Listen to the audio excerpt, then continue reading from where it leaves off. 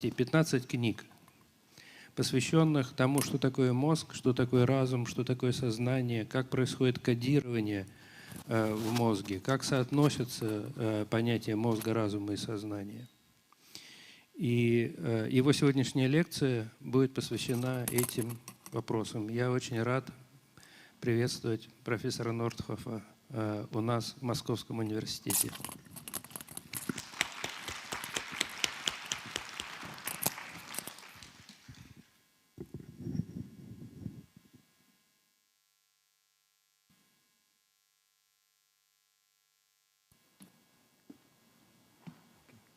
Yeah, thank you very much, and Konstantin, thank you for the introduction, and also thank you for the invitation. And it's really a big honor for me to be here. We had a wonderful discussion already 2 days ago about certain dynamic principles of the brain, and we really see the brain in a similar way. So it's more sort of a Russian-German convergence than a Russian-Canadian convergence, because I'm originally from Germany. And I do think that the view of the brain, the way Konstantin and your Russian tradition does it, is key for understanding one of the main questions in science of our time: how brain and mind are connected. You obviously see and hear a lot in the media about this and fancy breakthroughs and this and that. However, let's be honest, we haven't really understood how brain and mind are related. We don't. We have a lot of data, but we don't really know what these data mean, and let alone we have a model of their relationship.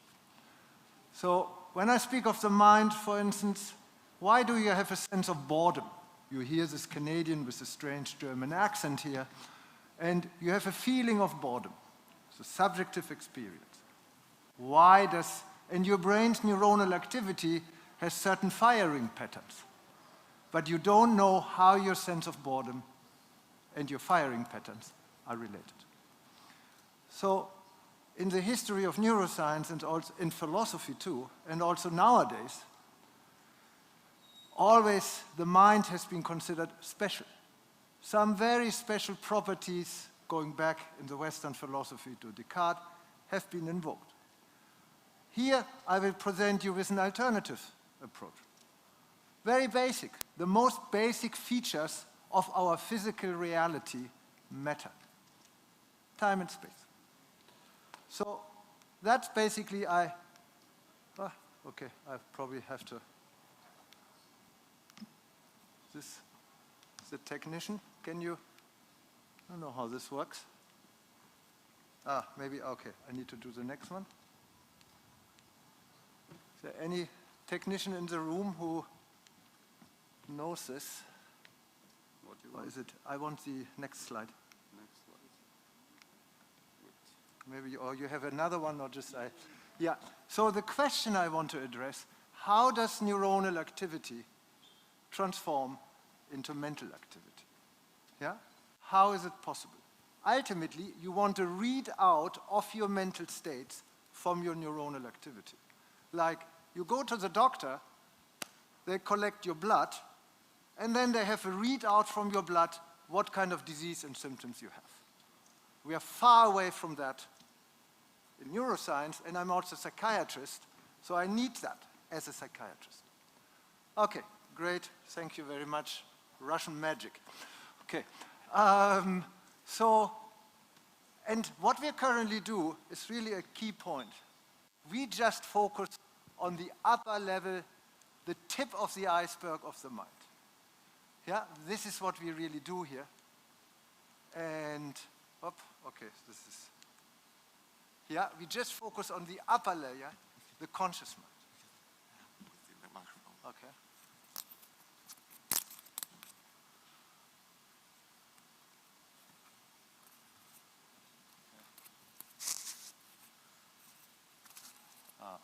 Okay, sorry, I did it the wrong way. Yeah. Okay, good.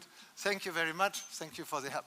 So the question is, how can we reach the deeper layers of our mind? The unconscious, the non-conscious, which is completely automatic. You have no control over that. Yeah?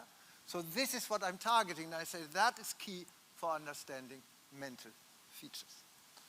So my topic, my talk, will basically revolve around this deeper layer down here. How can we access it? So I will have basically 4 different types, and unfortunately I do not have the kind of fancy and nice tools my predecessor had. Had I known that, I would have brought you some brains and some play tool brains. Too late? So I give you some example, little bit the theoretical background, why what is important. Because as you all know, when you do physics, you need a model. Yeah? And that holds for any kind of science in biology, evolution. The evolution by Darwin is a model by means of which you can study empirical details about different species. We are lacking that model in the brain sciences. Yeah? There are different models around, and one predominant model is, you will see this in my talk, it's called the cognitive model. So then I will give you some examples of mental features, your sense of self. Then I will go a little bit into consciousness, and then I will show you some example of psychiatric disorders, like when you're depressed. So all these examples are about how neuronal activity transforms into mental activity. It's basically a very simple question, but hasn't really been addressed yet. And there's even a lot of discussion whether you can raise that question. Philosophers have discussed, can we really, is this question meaningful? I would have colleagues who said, no, the question is nonsense. So let me start, and this is a key feature for, maybe there are some philosophers here in the audience, and this is the philosophy of science, to set up the conceptual framework. Because as you know, any kind of science depends upon the models you have. Physics is a paradigmatic example for a model shift, and then you can take into view new phenomena. So here, what we currently have, it's sort of specified, we have what can be called a gap of contingency. So we do not have a relationship between mental features up here and neuronal features down here. We just don't know how they are related. Imagine you have the chemical formula of water, and then you have the liquid or the ice, and you don't know how they are related. You do not know that the liquid stuff is the same as the chemical formula of water. That's the situation in current neuroscience, and that's what I described here by the gap of contingency. And one reason for that is probably that we use different kinds of concepts. For instance, the mind is continuously changing. It's dynamic. Yeah? It's continuously changing. William James, American psychologist, spoke of a stream of consciousness. However, when we analyze the brain in a static way. We just analyze discrete time points instead of analyzing the flow of neuronal activity, the stream of neuronal activity. Yeah?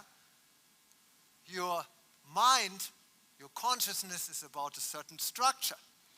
However, and how different contents are related to each other.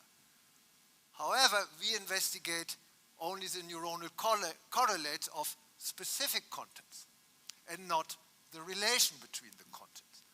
So we have a discrepancy between the mental features and the way we investigate the brain.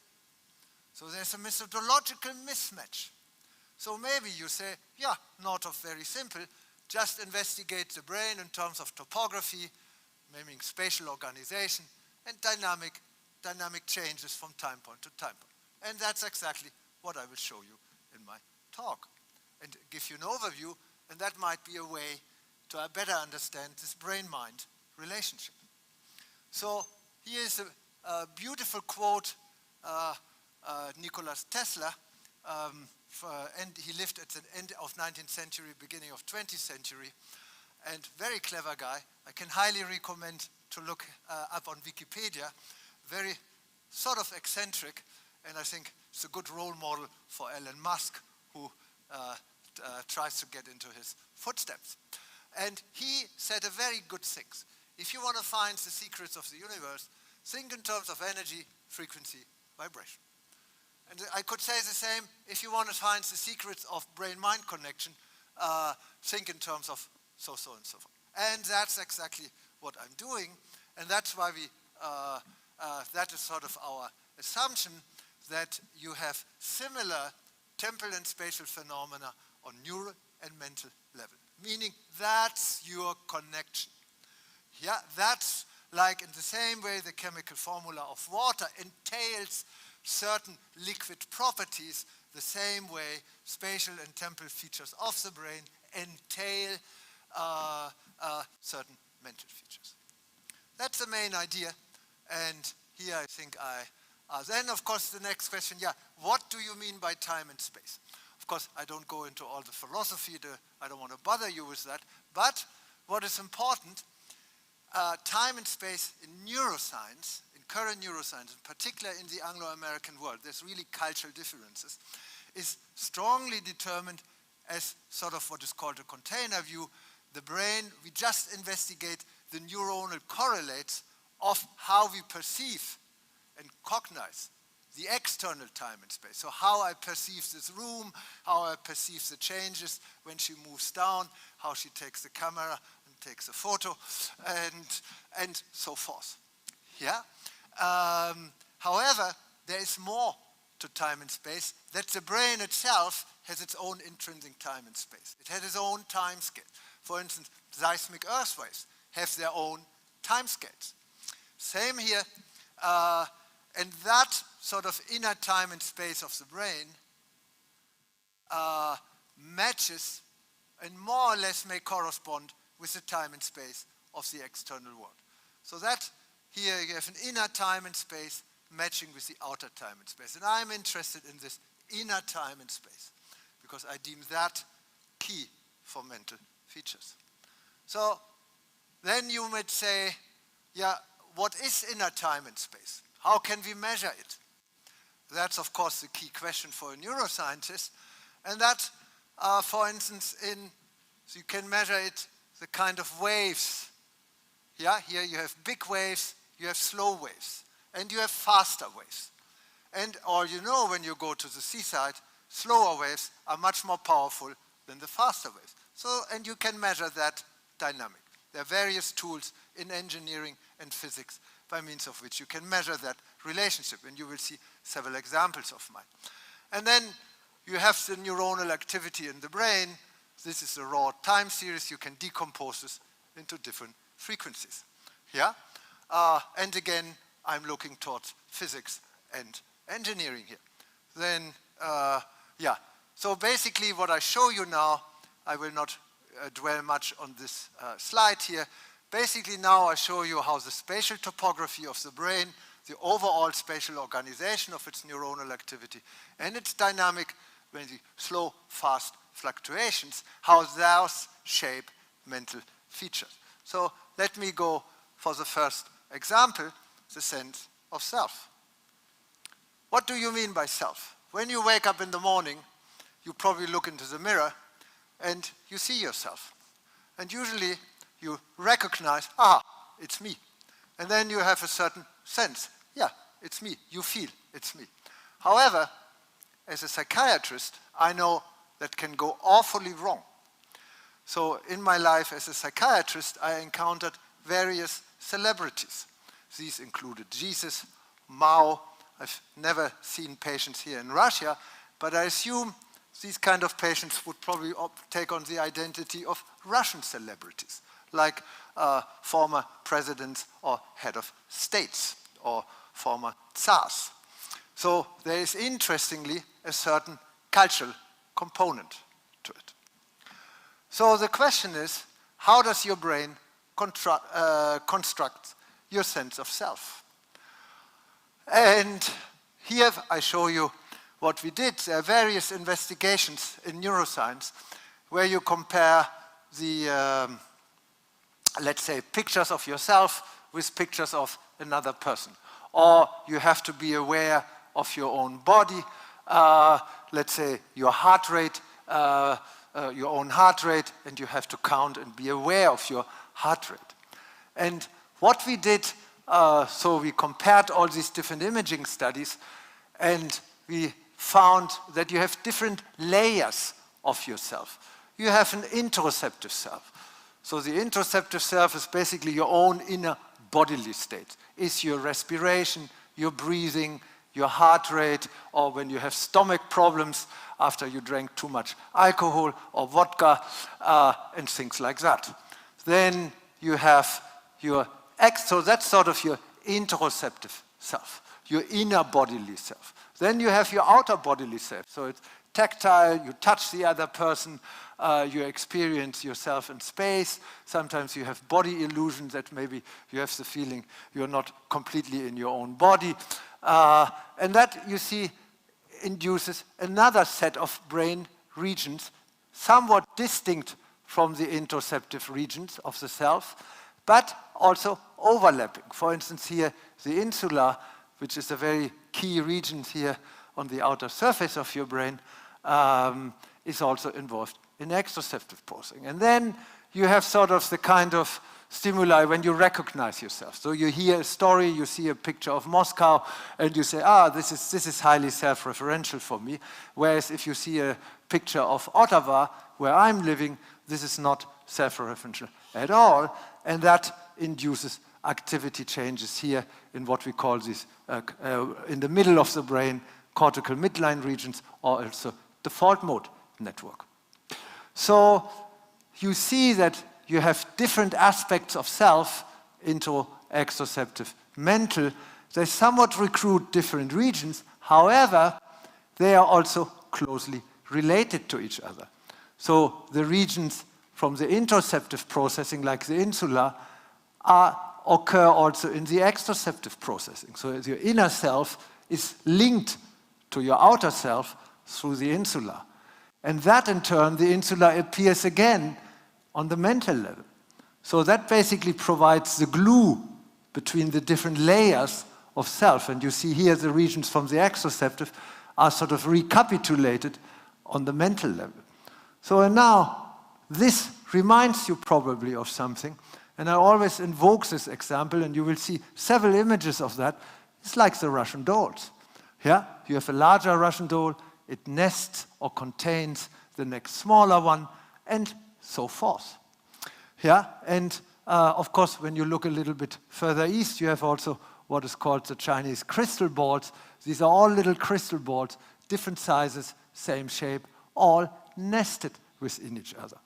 So I don't know. So the brain is really, and you will see this again and again throughout my talk, the brain is like a Russian doll. Yeah? Different dolls are nested within each other. However, and now I show you an example, that nestedness can go wrong. That's also on the temporal level. Remember, I invoked the example of the slow and the fast waves, that the slow waves are much more powerful than the fast waves. And that's what you can see here when you, for instance, plot it. So here you have the frequency. This is faster frequency. This is slower frequency. This is power, more power, less power, meaning the slower frequencies are much more powerful than the faster frequencies. You know this when you go to the seaside. So, and now, what is this image? I don't want to go into detail here, but what you can see here, that the relationship, the balance between your slow and your fast waves is related to your self-consciousness. The more slower waves you have, the more powerful your slower waves are, the more powerful your self-consciousness, the stronger. Whereas if you have more stronger fast waves, your self-consciousness is less.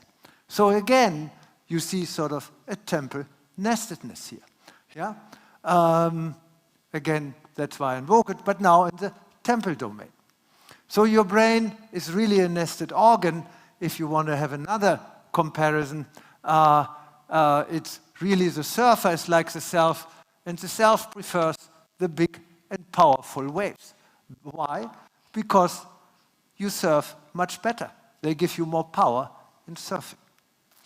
So now, what happens if these waves, these slow waves, become unstable? Yeah, very simple. Your mental self also becomes unstable. And then you develop anxiety. So literally you can see this. This is a study where we showed that, sort of, remember the upper regions of your mental self, here in the midline or the fault mode network of the brain, they become unstable in patients with anxiety disorder. So you can measure that with what is called insufficient functional connectivity within these midline regions. And that sort of unstable mental selves, for the specialists among you, functional connectivity in the brain is the highways between the different regions. And that basically is strongly based on the waves of the brain. So now, when you have sort of this unstable slow waves, yourself is unstable, then how will you react to external stimuli, for instance, social situations? You react too strong. And that's exactly what you can see in the activity of these patients. They react abnormally strong to particular external social stimuli. Why? Because if my own mental self is unstable, then the other one might threaten and make even more unstable my own self. And you become anxious. So this is basically what we show here. So in your resting state, you're pure, you have an unstable social self, and that can be related to decrease in the power of these slow waves and in the midline regions. And then when you are exposed to external input, your brain just completely gets crazy and you become anxious. So meaning you can, through abnormal temporal dynamics and a spatial topography here, the midline regions, temporal dynamics, slow, fast waves, you can sort of predict how the people, how their mental self is and how they might react to external stimuli. So that's one example of how, for instance, your brain's spatial organization and not temporal organization are key for your mental features. Now I give you another example, consciousness. I probably skip this, but one key feature here is consciousness, goes back to Descartes and Western philosophy, has always been associated with specific feature. It's a mind as distinguished from the body. Why? Because you cannot perceive the mental features in outer time and space. Yeah, I can perceive the microphone, but I cannot perceive your feeling, your experience. Yeah, I cannot see that. So that's why the Western people have always assumed, oh, there's something special about it.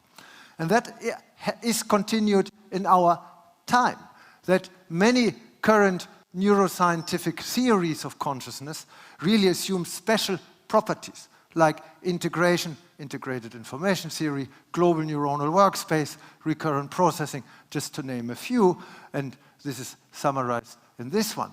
But however, maybe consciousness is just based on the most basic and fundamental features of the brain, meaning time and space. How does the brain organize its own inner time and space? So this is why we developed this one here, temporal spatial theory. I don't want to bore you with that, but I want to go right ahead into one of the key features. One key feature of your consciousness is that you integrate different time scales. So you can follow this, but then you also follow my movements. Yeah? So this is a very fast time scale, and this is a slow time scale. And you can integrate them. You do not perceive them as completely different in your consciousness. Another, probably much better example is like music. Russian composers like Prokofiev, Shostakovich are masters in making you perceive different time scales as integrated, homogeneous. Particularly Prokofiev. It's unbelievable how he does it. Yeah? So meaning these composers know your brain in a way much better than I do. So the question, how is that possible? How is it possible that we integrate in our consciousness slow time scales and fast time scales? See, I even have difficulties of coordinating them. How is that possible? And that's why I say your brain does it for you. So in philosophy, it's often called the unity of consciousness. Yeah, you experience different timescales, different features of the music in a unity.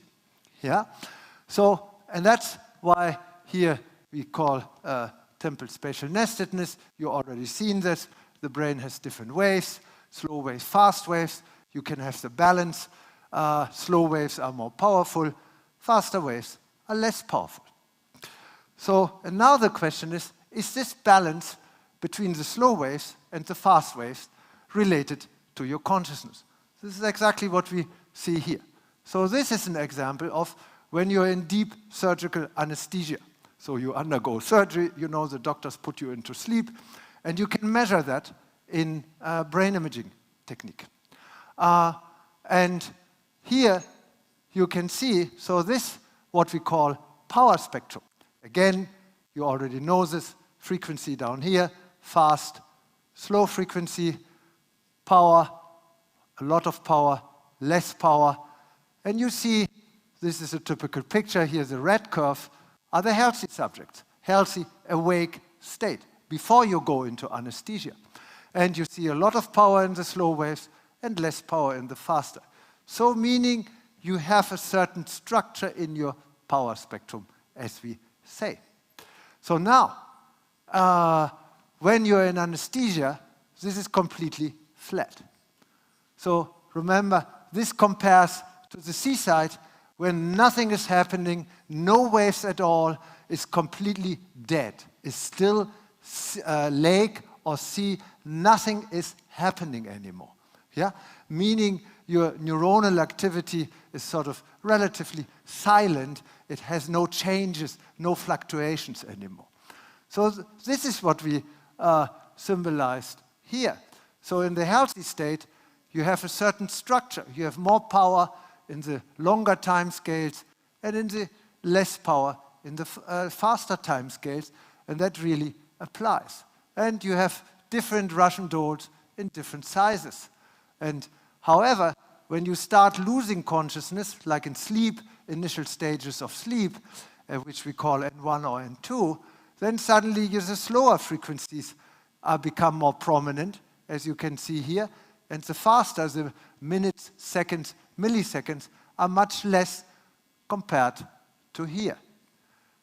Now, when you lose consciousness completely, it's blank. You don't have any differentiation anymore. Yeah? You do not have a difference between slow and fast. Everything is the same. And that's what we assume, what people also perceive. So you have temporal nestedness, differentiation between slow and fast. And when you lose that, you lose consciousness. So no differentiation of the different frequencies or dots. Now, same on the spatial side. So you have a global brain activity, and out of that, you can your brain differentiates different regions and networks. Very important. That's what you can see here. So this is just, again, like you have one big doll, then you open it, comes a slightly smaller one, and you open that one, yet another smaller one. So you have a continuous spatial differentiation. When you lose consciousness, you lose that spatial differentiation. So everything is, everything is the same. Yeah? So meaning for your consciousness, the more Russian dolls of different sizes, the better for your consciousness. However, they need to be integrated. You should not have a smaller Russian doll which completely disappear within the big one. Yeah? So you need to have a certain structure like here. And again, the Chinese crystal balls, similar. So now you say, yes, my consciousness is much more than just different time scales. My consciousness is also that I experience myself as part of the world.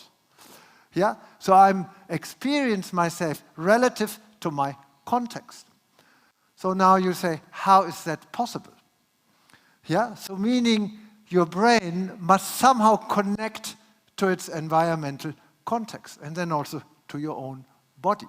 How is that possible? So that can be called sort of is an alignment. Your brain synchronizes with its environmental context. This is, for instance, shown here. So how does it do it? When you perceive music, when you listen to music, you spontaneously tap the rhythm of the music. So somehow your brain synchronizes with the rhythm of its external environment. And that's exactly what the brain does. It continuously synchronizes. It's like two dancers. It continuously synchronizes. And that's key for your consciousness. So how does the brain do it? For instance, again, Prokofiev. You listen to Prokofiev music, and you have completely different time scales, slow, fast, and he mixes them all, and then, of course, on top of all the harmonies, and he mixes it all and integrates, and somehow your brain can make sense of that. It's unbelievable. Yeah? So how is that possible? So your brain has different time scales by itself. It has so-called temporal windows. For instance, when you look, you cannot see this, but in the back of you, this room has smaller and larger windows. And your brain has a multitude of windows through which basically you perceive the external environment. Yeah? So here, for instance, this camera has a very small window, so it will determine how the camera will picture and photograph me. Thank you for the example. So now, if she were pulling out a larger camera, she would picture me in a very different way. Yeah, she would get me much more context, and I would not be as big, but the context would be much more if the camera, of the angle of the camera would be good. I didn't ask her to do this. Thank you very much. Good timing. Your time scales are perfect. So, and that's exactly what our brain does. It has a multitude of time scales through which basically the world is filtered and we perceive the world. Yeah? And interestingly, in our brain, we can measure these time scales. That's a fascinating thing called here autocorrelation function. You don't need to know this. And here you see, for instance, here there was the brain. The brain, different regions of the brain have different time scales. So we have a multitude of time scales, absolute key. And for instance, here, these are real data. When your time scales are normal, you have faster, shorter time scales, longer time scales. You're able to perceive things in a very precise way. For instance, these two guys, look, there's the temporal dynamics. You need a long time scale to integrate the two, meaning to make the relationship between the police and the thief, but you also need short time scales to distinguish them. If you only have short time scales, you cannot link the two, so you say these are unrelated events. But if you only have long time scales, you will put them together and you cannot distinguish them. So this is your awake state. These are real data. This is real data based. And then when you become drowsy, when you sleep, your time scales become sort of a little longer. Yeah? Your time scales become longer, so meaning there's not such a fine-grained temporal resolution anymore. Yeah? So meaning you cannot distinguish as fine-grained between different time points anymore. Yeah? So and then what happens to your perception? It becomes more blurry. You can see also the listening here, the auditory is not as clear anymore, and the perception becomes a little more blurry. Now, imagine your time scales get even longer and you don't have any shorter temporal windows anymore in your brain. So everything is just integrated into one larger window. That's what happens when you get deeper into sleep. So the picture becomes much more blurry, as you can see here, and also what you hear becomes sort of more blurry, less distinguished. Now, when you lose consciousness completely, this is what you hear. You have extremely long time scales, like in anesthesia or in coma. You have extremely long time scales. What happens? You cannot differentiate anymore. Everything is put one together. So if she has a huge, big camera, that will take a photo where I cannot be distinguished from the background anymore. Yeah? That's basically the state, and then you lose consciousness. So you forgot that camera, to bring that camera. Yeah? So that's really a key. And that indeed, this is based on data, meaning that the number of temporal windows in your brain is absolutely key, because sort of you match the time windows of the brain with the time windows. You match the time windows of the brain with the time windows of the environment. Yeah?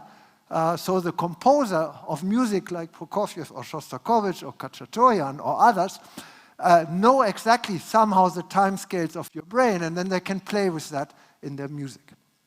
Yeah? So it's a continuous, it's like dancing. You try to match yourself to the music. Typical example, and that's what we do. Now, when you have different conscious states, I gave you an overview here, like you're in awake, or you take some psilocybin or other psychedelics, or schizophrenia, or you're sedated, anesthesia. So you have different degrees of time scales. Why? You have different kinds of interfaces with your environment. Yeah? So this is the way, let's say, if you have only very long time scales, you will perceive me completely different and what I say compared to somebody who has only short time scales. So you will yield different kinds of meanings. Now, that is even more important. There's a lot of discussions, do other species, non-human species, animal, dogs, cats, etc., do they have consciousness?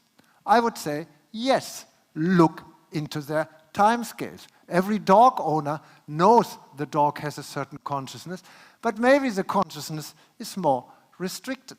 So here, this is a schematic thing, but something we want to tackle in our empirical investigation. For instance, you see the mouse has a limited number of time scales, the cat more, monkey, and human.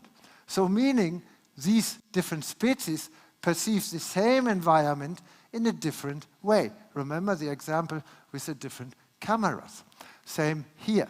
And in philosophy, some of you may know, there's a lot of discussion about, there's a famous paper, what is called the bat. What is it like to be a bat? And the bat has ultrasonic waves. We cannot perceive, as humans, we cannot perceive these ultrasonic waves. But the bat can. So meaning the bat has very different time scales here compared to us. So the bat will perceive a slightly different segment of the world, the same world it shares with us. So it's basically different time scales, different interfaces or perspectives upon the world.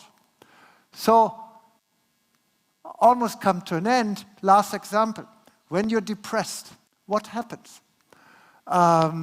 So, why are we depressed? The idea is maybe that, and you know that when you're depressed, everything is too slow. The patients tell you that. Nothing moves for them. Their stream of consciousness is very slow, and it's dragging, and nothing happens for them. That's the way they move, they speak, and they cannot get up. They're not motivated at all. And of course, imagine that state, how would you feel? You'd be depressed. You'd be very sad. Nothing happens anymore. Why is that so? The opposite state is what we call mania. In mania, you're very active, you don't need to sleep, you walk around like crazy, and you talk very fast and blah, blah, blah, blah, blah, blah, blah. So, there apparently, you're too fast. And that's what patients also tell you. So, and of course, if you have a certain degree of fastness, it gives you a kick, because you don't know to sleep, you become creative, everything is faster, and you're in a good mood. So, however, it becomes too much, and then you need to see a psychiatrist. So, question, where is this abnormal slowness in depression and this extreme fast speed? Sorry, now I'm running away here from all these pictures. So where does this come from? The idea is maybe your brain's activity is also too slow or too fast in these guys. So this is what can be investigated. So, and this is an important thing because, again, remember, at the beginning I spoke of inner and outer time. Inner time is your brain's, your mind's time. outer time is the external time. Yeah? So what I perceive, yeah? Yeah, you're moving, so you're moving fast and try to match that time scale with my own inner time scale. Now imagine, it's my own inner time. Can you run again, please? No, it's not serious. Go ahead. So imagine if my inner activity, thank you, my inner activity is too slow. I could not follow her. Yeah, my inner activity is too slow and I cannot follow her. So I try desperately to follow her movements and I'm extremely stressed. Yeah? So if you continuously perceive fast things, you'll be stressed. So now if my inner time is too slow, meaning I'm here, yeah, I have real problems of following her. Yeah?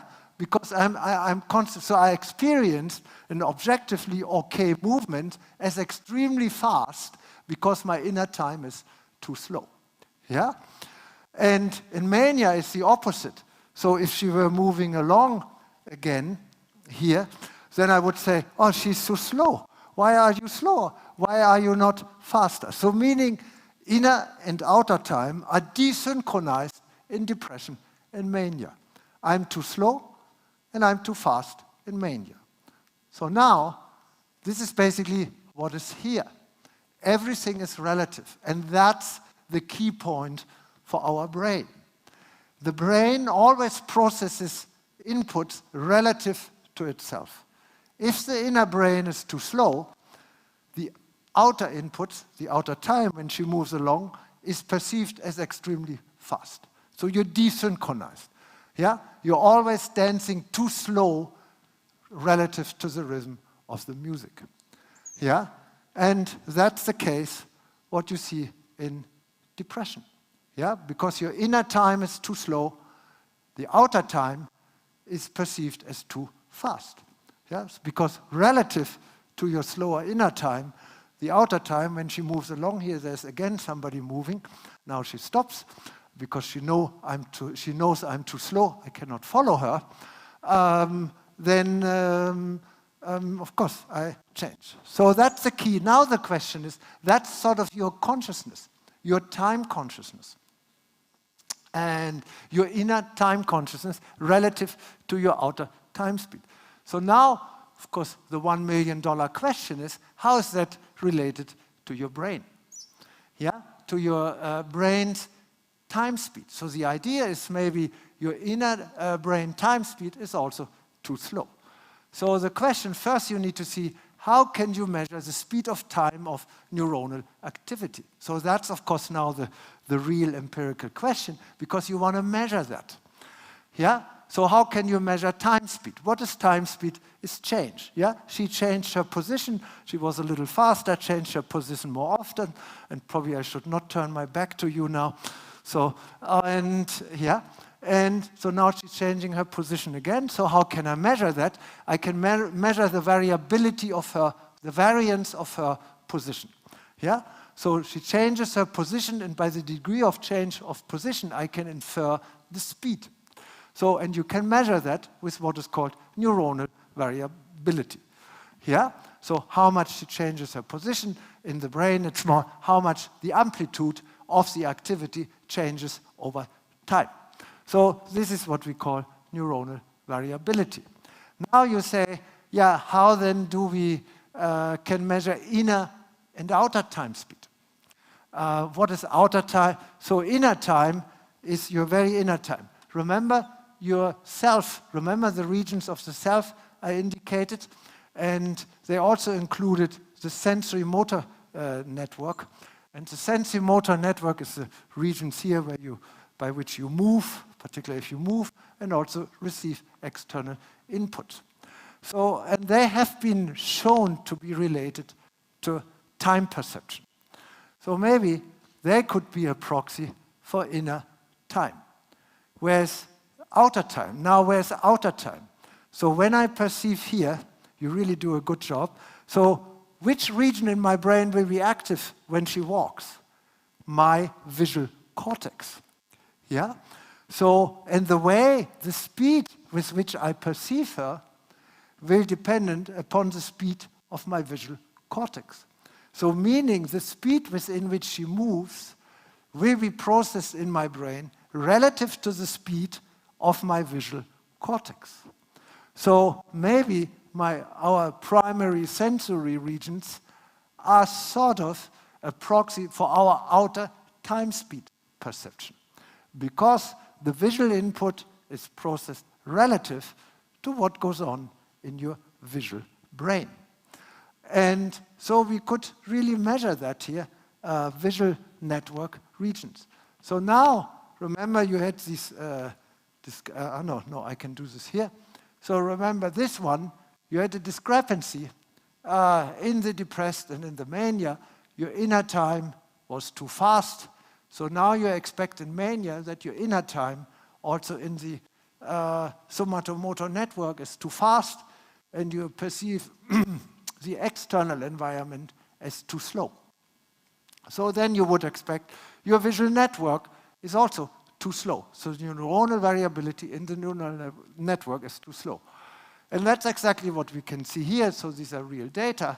So you see that your variability, your time speed in your inner time speed regions, the somatomotor cortex, are way too fast compared to the external, to the visual network for the outer time speed in mania. So you have a discrepancy. Inner time is too fast, somatomotor network, too much variability. Outer time is too slow. Let me show this in this picture. So usually, we have somewhat of a balance in the neuronal variability, so this one, between your somatomotor network variability and your visual network. Outer time speed perception, inner time speed experience.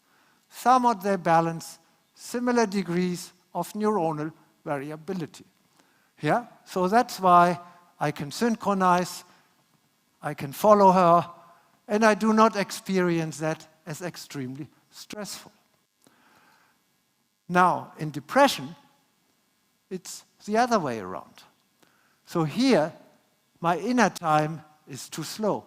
I only speak, walk, move like this because my inner time speed is too slow. So now when I have that, and that's what you see here in the sensomotor network, my activity is simply too slow. That's what you see here. This is data-driven. Whereas when she moves, I experience it as way too fast, and that's why my activity in visual network is too fast. Yeah? And increased neuronal variability. I give you an example. I once saw a young patient, 16 years old, and she came into the clinic severely depressed. And depressed, she didn't move and she didn't walk at all. And so she was completely silent, didn't speak. Her mother was with her, and her mother spoke normal speed. So it was very normal, not fast. And then afterwards, when she fortunately recovered, I asked her, "Why didn't you speak?" And she said, "Yes, I had the feeling that my mother was speaking so fast. I knew that she speak normal pace, but for me it was way too fast, so I couldn't follow, so I didn't speak." Yeah? So you see how your inner time speed determines how you perceive the outer. Yeah? So, and you have a disbalance in depression.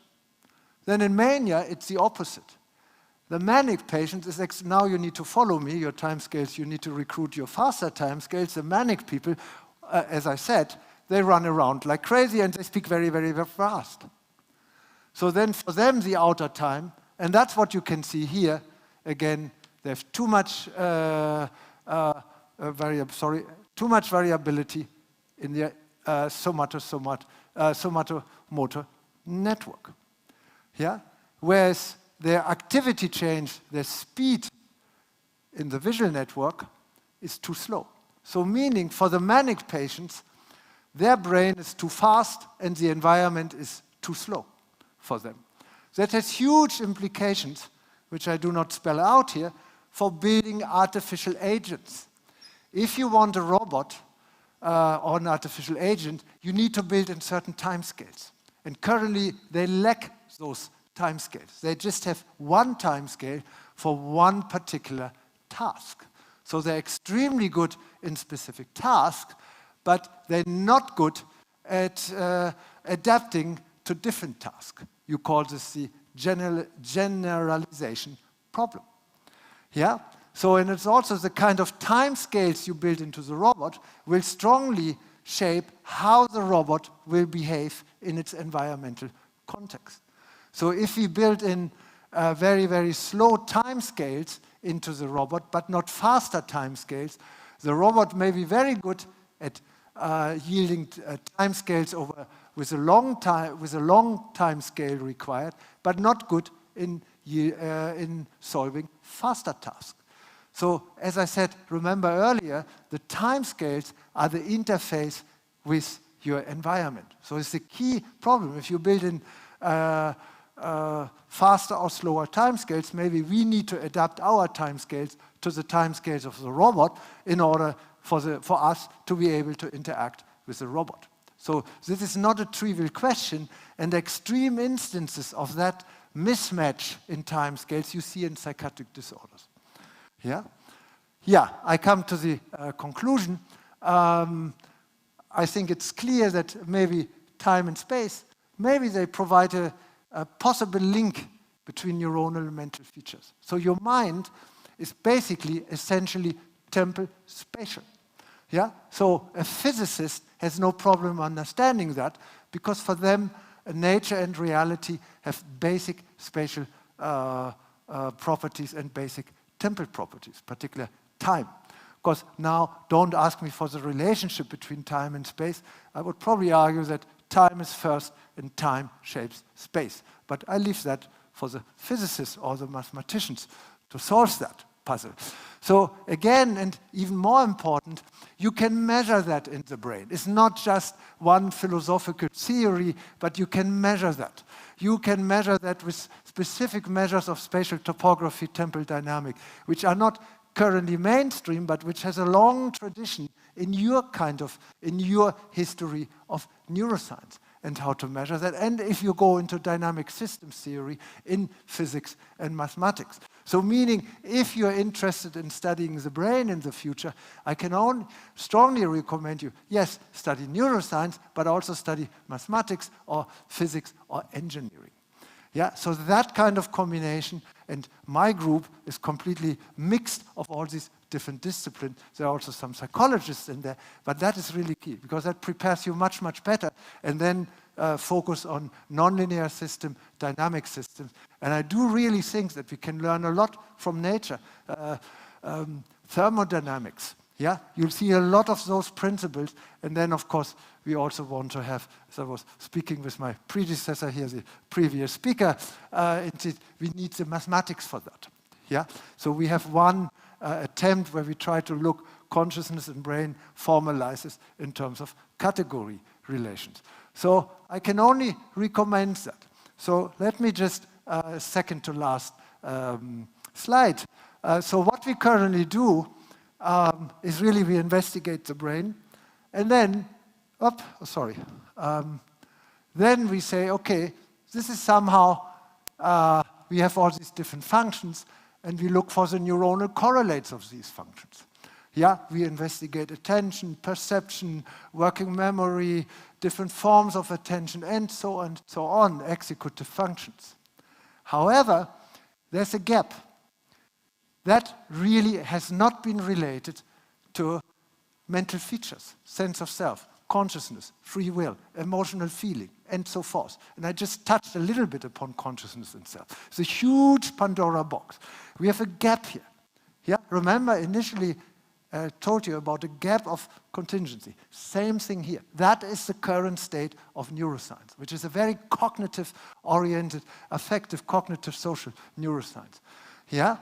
And the problem is, how can we close that gap? You already heard me a little bit.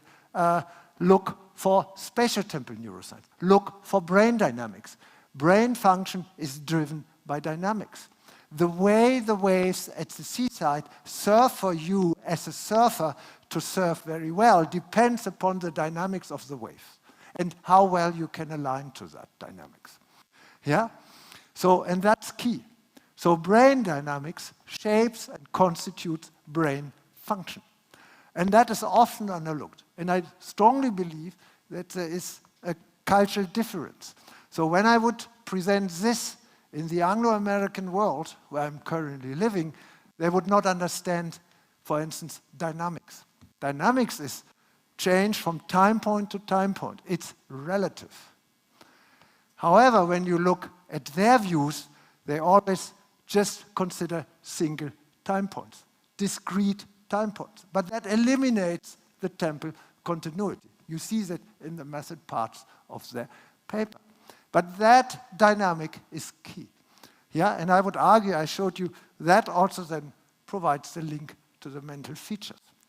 And I hope I gave you at least a little bit idea of how I hope maybe this brain-mind connection sort of can be revealed and maybe cracked, and that involves a strong view also of novel models of the brain, and I think your tradition is perfectly suited for that. Thank you very much, and I close with that. So main message, temporal dynamic, spatial topography, connect brain and mind, and if we understand that, we can also provide much better therapy and diagnosis for psychiatric disorders, which so far really is purely subjective in trial and error. Thank you very much, and I wish you a happy Science Day.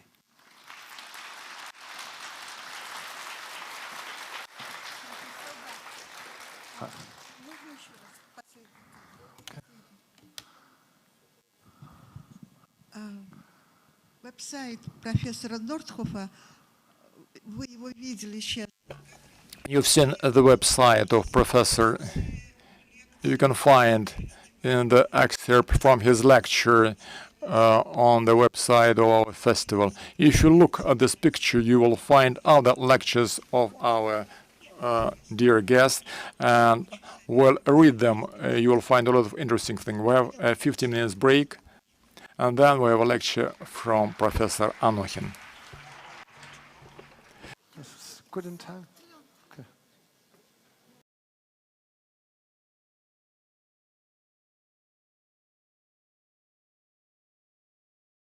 Point of lecture organization. It's wonderful.